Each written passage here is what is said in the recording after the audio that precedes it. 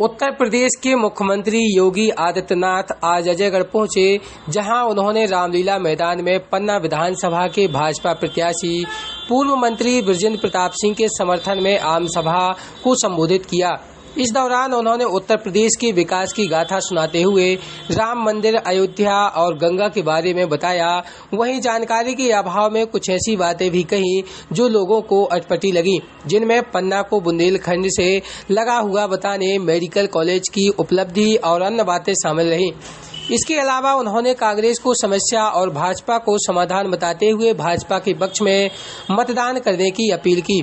भाजपा प्रत्याशी बृजेंद्र प्रताप सिंह ने अपने उद्बोधन में लोगों से वोट की अपील करते हुए कांग्रेस प्रत्याशी की तरफ इशारा करते हुए खनन माफिया और पूरे परिवार को अपराधी करार दिया और थाने में जाकर अपराध की सूची देखने की बात कही।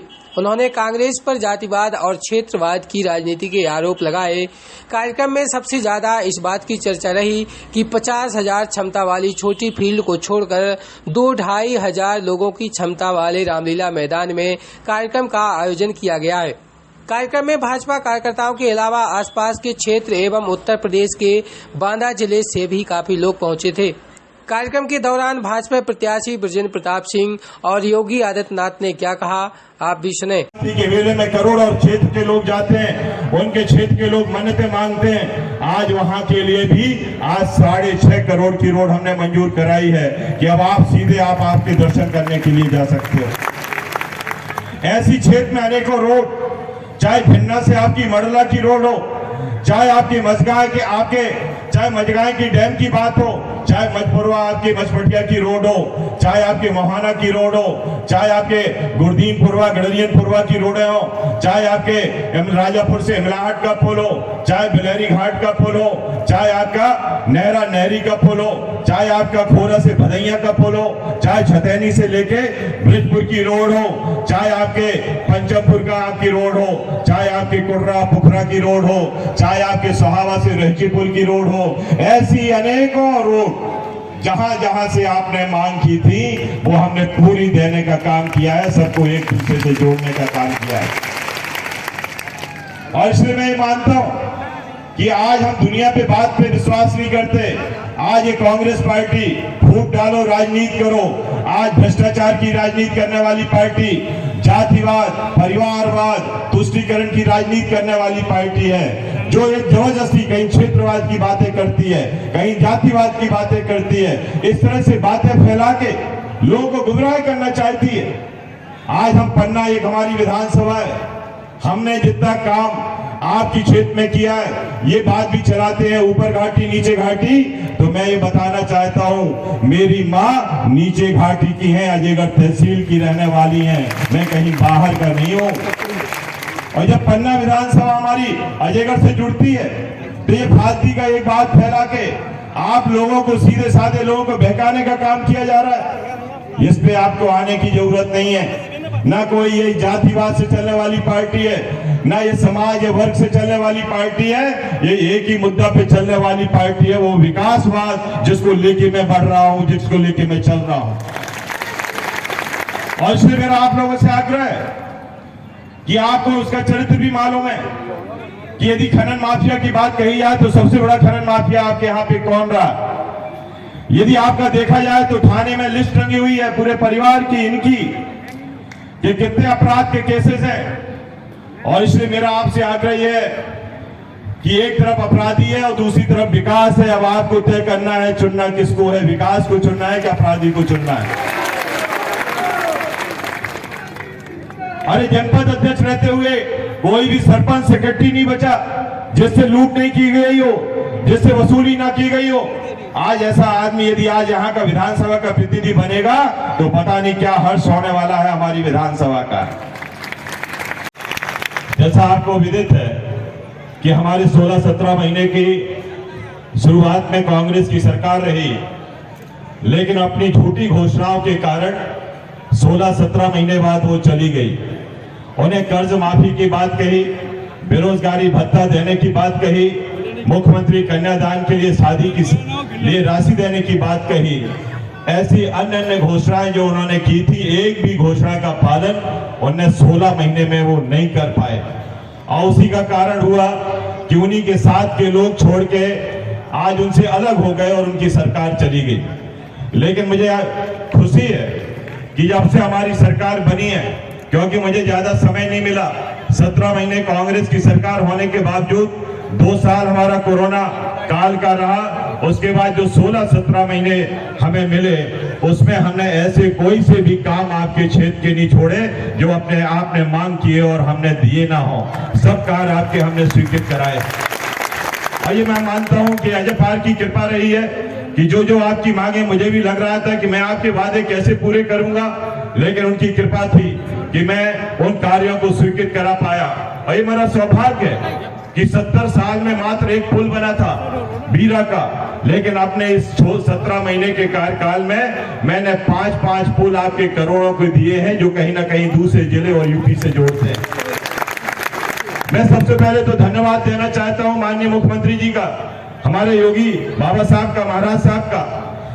वो इसलिए भी कि आपने एक जीवन रेखा, जो हमारी नहर पट्टी की रोड थी, जो 60-70 साल से लोग मांग करते रहे हैं, 35 पंचायतें हमारी जुड़ती हैं, बरसात हो जाए तो कोई निकल ना पाए, लेकिन जब हमारे माननीय मुख्यमंत्री शिवराज जी ने आपसे बात की, तुरंत आपने आनापत्ति दी और वो 76 करोड़ की रोड आज हमारी बन रही है, उसमें 6 पुल बन रहे हैं। इसके लिए मैं जनता की तरफ से हृदय से आपका आभारी हूँ।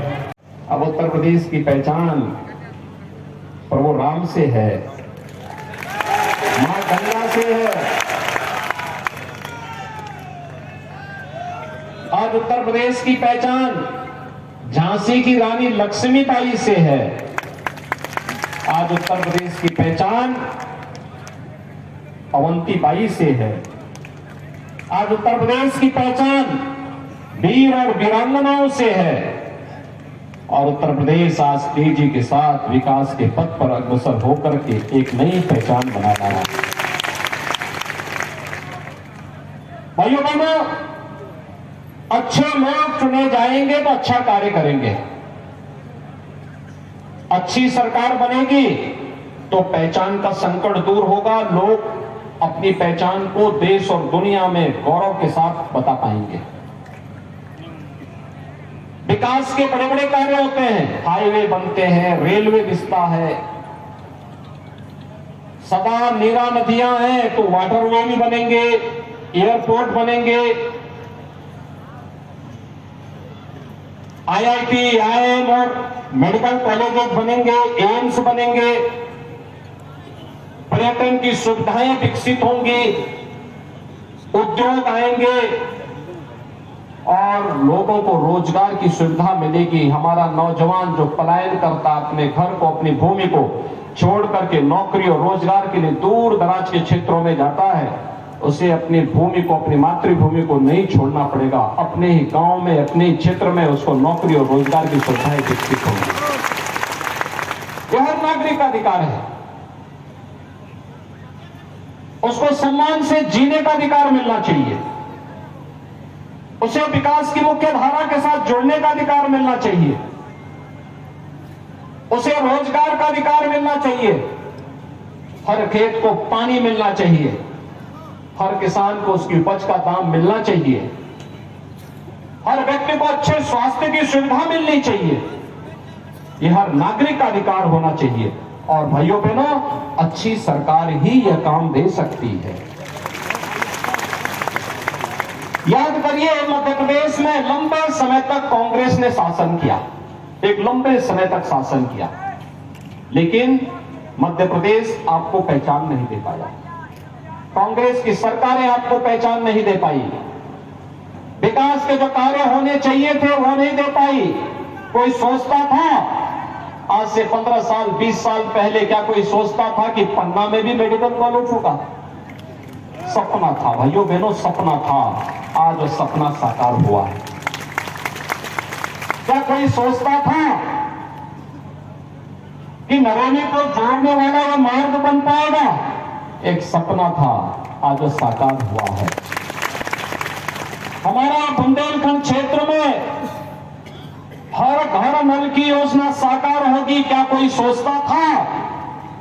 आज तो बेटियों और बहनों को अपने गगरे को सिर में रख करके 2, 5 और 6 किलोमीटर दूर नहीं जाना पड़ता। आज तो हर घर में आरओ का पानी आने की तैयारी कर रहा है, तो आ चुका है, लाने की तैयारी की चल रही है। खूब उपयोग करिए, कोई समस्या नहीं, आंखें भी ठीक रहेंगी और ईंधन की भी समस्या नहीं। यानी कार्य करने की इच्छा शक्ति होनी चाहिए। पहले गरीब बीमार हो जाता था, सब कुछ बिक जाता था, आज 5 लाख रुपए की स्वास्थ्य बीमा का कवर दे दिया गया। और सरकार ने कहा है, सरकार फिर से बीजेपी ने कहा सरकार में आएंगे तो मध्य प्रदेश में इस राशि को बढ़ाएंगे। बेटियों को कोई पूछता नहीं था, स्कूल नहीं जाती थी, आज तो लाडली बहना योजना ने एक नई लहर पैदा कर दी है। इससे पहले भी लाडली लक्ष्मी योजना ने बेटियों के बारे में सरकार की सोच रही है, इस सोच को दिया था। बेटी बचाओ बेटी पढ़ाओ का कार्यक्रम हो या मातृ वंदना की, जननी सुरक्षा की योजना हो, तमाम जो योजनाएं थी, ये केंद्र की या प्रदेश की, ये बीजेपी सरकार की योजनाएं हैं। भाइयों बहनों, इसमें तुम्हें बताओ कौन सी कांग्रेस की योजना है? कांग्रेस की कोई योजना नहीं। कांग्रेस विकास की योजना भी नहीं दे पाई थी, कांग्रेस लोक कल्याणकारी योजनाएं भी नहीं दे पाई थी। कांग्रेस के समय में छवि भी देश और प्रदेश की अच्छी नहीं बन पाई थी और कांग्रेस कार्यक्रम में वाले खिलवाड़ करती थी। मैं पूछना चाहता हूं भाइयों बहनों, मुझे कल एक चित्र देख करके एक संतुष्टि हुई कि राहुल जी केदारनाथ की यात्रा में गए हैं। ये चीजें क्या है? कांग्रेस ने तय कर दिया है, राहुल जी को पहले से विश्वास हो गया है कि इन चुनाव में, विधानसभा के सेमीफाइनल में कांग्रेस बुरी तरह हार रही है, इसीलिए मैदान छोड़ करके भाग चुके हैं। दूसरा, केदारनाथपुरी को प्रधानमंत्री जी ने एकदम नया केदारनाथ बसा दिया। भगवान केदारनाथ जी की उस भव्य धाम को एक नया स्वरूप दे दिया। कांग्रेस के समय में उत्तराखंड की त्रासदी आई थी, केदारनाथ पूरी तरह तहस-नहस हो गया था। कांग्रेस की सरकार थी, कई दिनों तक, कई महीनों तक लोग भटकते रहे, कोई पुरसाहार नहीं था। राज्य में भी और केंद्र में भी कांग्रेस की सरकार थी।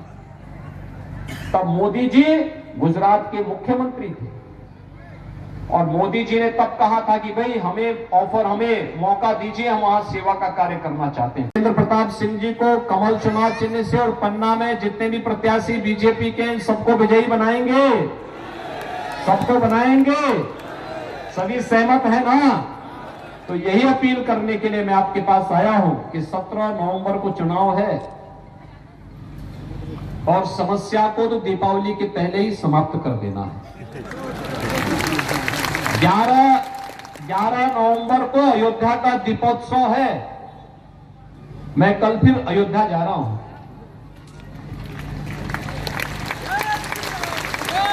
और तैयारी देखने 11 नवंबर को अयोध्या का दीपोत्सव और 12 को दीपावली का आयोजन पूरे देश के अंदर होगा। भाइयों बहनों, बस 11 को ही एक दीपक भगवान के नाम पर जला करके कांग्रेस से मुक्ति और भारतीय जनता पार्टी के कमल को खिलाने की तैयारी के साथ हम 17 नवंबर को भारतीय जनता पार्टी को वोट पोल करेंगे। सहमत हैं सभी लोग? सभी लोग सहमत हैं? तो मेरे साथ एक बार फिर से बोलेंगे, भारत माता की, भारत माता की, महाराजा छत्रसाल की, महाराजा छत्रसाल की, महाराज अजय पाल की। हम बहुत आभारी हैं पूरी जनता का कि कल ही सूचना मिली थी कि बाबा साहब का, योगी जी का कार्यक्रम सुबह 11 बजे है। मुझे लग रहा था कि 11 बजे कितनी जल्दी कार्यक्रम और कल ही हम इतनी बड़ी तैयारी कर पाएंगे, लेकिन ये जनता का और एक प्रति उनका, क्योंकि बाबा साहब का इतना ज़्यादा उनका प्रति मतलब सबके मन में है बाबा साहब योगी जी, कि आज जनता उनको सुनने के लिए बहुत दूर दूर से आई और मैं निश्चित रूप से जनता का हृदय से आभारी हूँ कि इतनी बड़ी संख्या में हजारों की संख्या में लोग बाग यहाँ पर आए और इसलिए और निश्चित रूप से बाबा साहब की बात सुन के गए हैं। मैं मानता हूँ कि बाबा जी के प्रति प्रेम है और भारतीय जनता पार्टी के प्रति प्रेम है। भाजपा यहाँ पर जो उपस्थित जनता है उन्होंने आकर बाबा जी का सुना और क्या आप भी क्या कहेंगे पब्लिक को? देखिए, सीधे सीधी बात है, भारतीय जनता पार्टी विकास करने वाली पार्टी है, विकास पर विश्वास करने वाली पार्टी है। न जाति है, न समाज, न वर्ग, न परिवार, न भ्रष्टाचार, न तुष्टीकरण की राजनीति, इन सबको हटा के विकासवाद के मुद्दे को लेकर चलने वाली पार्टी है। और ये जानती है यहाँ की जनता कि 17 महीने में मैंने शायद जितने काम मंगाए गए थे उससे ज़्यादा काम देने का मैंने प्रयास किया है और इसलिए विकास के मुद्दा मेन मुद्दा है, उसी को लेकर हम आगे बढ़ रहे हैं। वहाँ की गलत चीज़ें, अनर्गल चीज़ें फैलाई जा रही हैं, लेकिन जनता भ्रमित होने वाली नहीं है। जनता विकास के मुद्दे पे देखेगी, क्योंकि एक तरफ अपराधी है, दूसरी तरफ विकास है और हमें लगता है जनता विकास को चुनेगी। 1.5 साल में आपने विकास किया है, पन्ना विधानसभा में कितने साल नहीं हुआ, किसमें क्या जनता आपको? मैंने 17 महीने में बहुत कुछ करने का प्रयास किया है, लेकिन अभी भी हमें जनता के बीच में काम करने की ज़रूरत है और मैं इतना विश्वास से कह सकता हूं कि इसी तरह से आशीर्वाद यदि जनता का मिलेगा तो आगे उनके जो भी विकास के कार्य हैं, बड़े कार्य हैं, एक भी नहीं रुकेगा। ये वो खुद ही बोल रहे हैं, अपने को एक जानबूझ के विघटन पैदा करने के लिए इस तरह से छद्म राजनीति करना उनका स्वभाव रहा है। फूट डालो, राजनीति करो, ये जैसे अंग्रेजों की पद्धति रही है, वही कांग्रेस की पद्धति है।